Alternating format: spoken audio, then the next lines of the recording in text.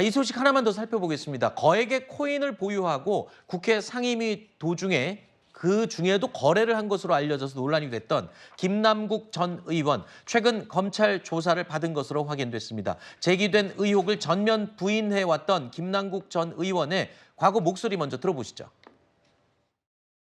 지금까지는 자제해왔지만 터무니없는 허위사실 이런 부분에 대해서는 강력하게 싸울 생각입니다. 거짓말 탐지기를 가져다 놓고 제가 조사를 받겠다. 일체 미공개 정보며 로비며 그런 의혹들이 하나도 없기 때문에 다 협조하겠다고. 어떤 근거를 가지고 그 의혹을 제기하시는 거죠, 기자님? 어떤 코인? 어떤 가상화폐? 말씀해 주세요. 근거도 없이 미공개 정보를 이용했다라고 이렇게 주장을 하는 게 저는 너무 터무니없다고 생각이 되고요. 언론에서 그냥 그야말로 마녀사냥식으로 공격하고 내부에서 또 저를 가지고 지도부를 흔들려는 그런 것이 있었기 때문에 마녀사냥을 당해서 탈당을 당했다라고 보고 있고요. 어떤 의혹들이 다 지금 해소가 되었기 때문에 이건 복당이나 이런 것들도 문제가 없다라고 생각이 됩니다.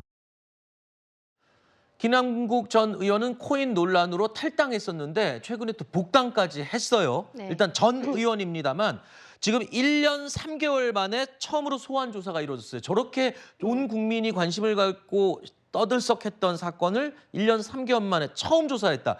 주요 혐의가 지금 뭐고 이렇게 되면 수사가 제대로 진행돼서 마무리를 할 수 있는 건지 좀 얘기를 해주시죠. 네, 우리 시청자분들께서 많이들 기억하실 텐데요. 김남국 의원이 그동안의 어떤 검소한 이미지 이런 것과는 달리 코인을 한 60억 원 정도를 가지고 있었고 또 상임위 과정에서 그 회의를 하면서도 코인을 거래를 하는 모습들이 촬영이 되면서 굉장히 큰 논란이 있었죠. 그 이후에 다른 국회의원들까지 그 코인 이런 가상화폐를 가지고 있는 것에 대해 전수조사까지 이루어졌었던 건데요.